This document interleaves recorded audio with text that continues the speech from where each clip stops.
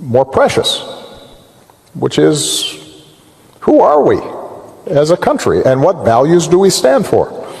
And now, this is not just an abstraction, and I think this is one of the challenges that we have. The current president, in my opinion, is the least capable individual in our country, and his lack of intelligence is negatively impacting our economy. The stock market is plummeting, and all signs point to a looming recession. People are hesitant to spend money because they're uncertain about their financial future. Donald Trump's ignorance is driving our economy into the ground. This is why it was so satisfying to hear one of the most intelligent individuals ever to hold the office of president deliver a harsh critique of Trump. Former President Barack Obama thoroughly dismantled Trump, criticizing his disastrous tariffs and his attacks on what truly matters to this country. I'm excited to share a clip of this, but before we dive into it, if you could take a moment to like this video and subscribe to our channel if you haven't already, it would mean a lot. Now let's hear from President Obama.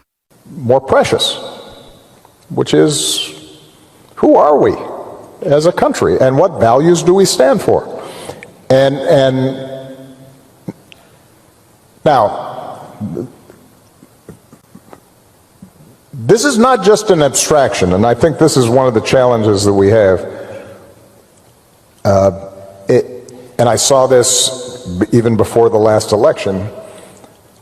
I think people tend to think, democracy, rule of law, independent judiciary, freedom of the press, that's all abstract stuff because it's not affecting the price of eggs.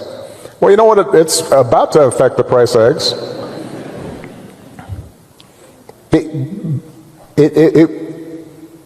One of the things that has distinguished us in the past has been this basic idea that we are a rules-based society.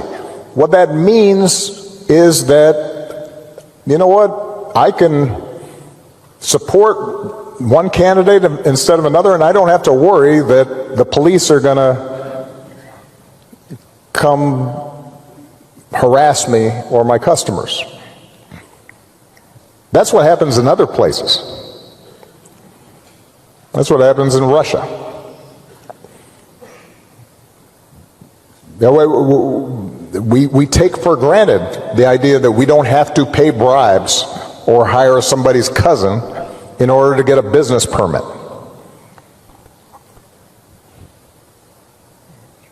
That's how we built the economy we did. That's why this place worked.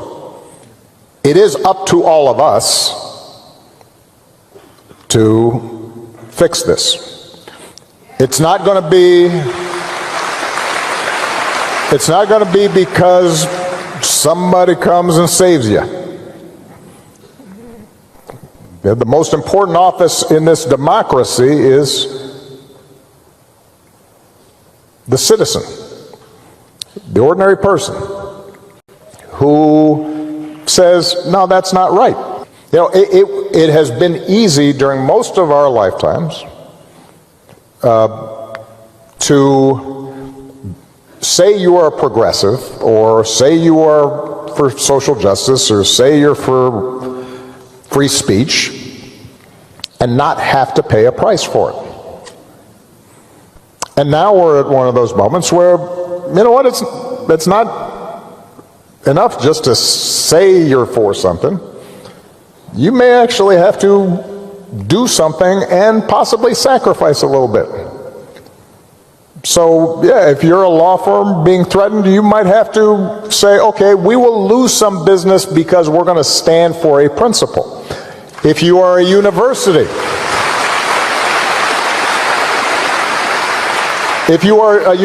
you may have to say, figure out, are we in fact doing things right? Have we in fact violated our own values, our own code, violated the law in some fashion? If not, and you're just being intimidated, well, you should be able to say, well, that's why we got this big endowment. For most of human history, and to this day in most of places in the world, there is a cost to challenging the powers that be, particularly if they're abusing that power. This idea, and I've noticed this among some wealthier folks who, after George Floyd, they were right there, and a bunch of companies were talking about how they cared about diversity and they wanted to do this and they were all for that, and they are mute right now.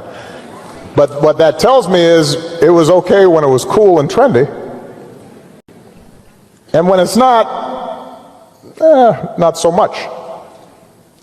And that, I think, is what we have to, each of us has to examine in our own hearts. Is all right, we say we're for equality. Are we willing to fight for it? Are we going to risk something for it? We say that we're for rule of law. Are we going to stick to that when it's tough, not when it's easy? We believe in freedom of speech. Do we stand up for freedom of speech when the other person talking is saying stuff that infuriates us and is wrong and hurtful? Do we still believe in it? I think President Obama made an important point about how Democrats should approach messaging, emphasizing authenticity and honesty. This stands in stark contrast to what Gavin Newsom is doing right now, trying to appeal to the right wing by hosting figures like Steve Bannon, Charlie Kirk, and MAGA radio hosts on his podcast. His strategy seems to be trashing trans athletes as a way to win back voters, but that's not the answer. Democrats should lead with their values. Tim Walz put it perfectly. Attacking kids who just want to play sports with their friends is unnecessary and intrusive. If you care about equality, fight for it. Don't just talk about it. Gavin Newsom has been a prime example of what not to do, and I don't want to dwell on it. But the key point is that people don't like when Democrats grandstand and talk down to them without actually living up to their values. They want fighters like Jasmine Crockett, AOC, and Bernie Sanders, people who stand firm in their beliefs and act on them, showing that they truly care about these causes. If you claim a fight is important but back away from it, you're not a real fighter. And right now, we need real fighters. One of those fighters was Jamie Raskin, who's out there walking the walk, as you'll see in this clip. Hey everybody, it's Jamie Raskin. We just finished up a rally with the American Labor Movement, including Liz Shuler, the president of the AFL-CIO, and Lee Saunders, the president of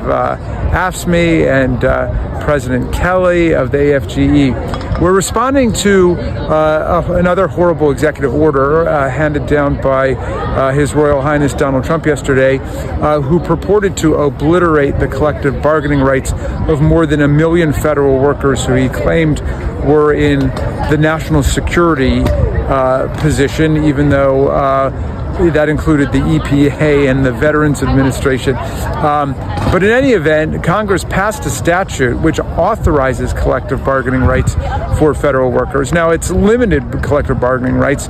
They can't bargain over their salary or over their pay or over their benefits, and they can't bargain over things like hiring and firing, but it has succeeded over the decades in creating a very strong federal workforce where people are deeply invested in the success of the government, which is why we've got some of the strongest programs on earth. For example, Social Security, which has an administrative overhead rate of much less than 1% and has been the most effective anti-poverty program in American history and has been the glory of the New Deal and the Great Society and American life up until Donald Trump and Elon Musk decided to start messing with Social Security.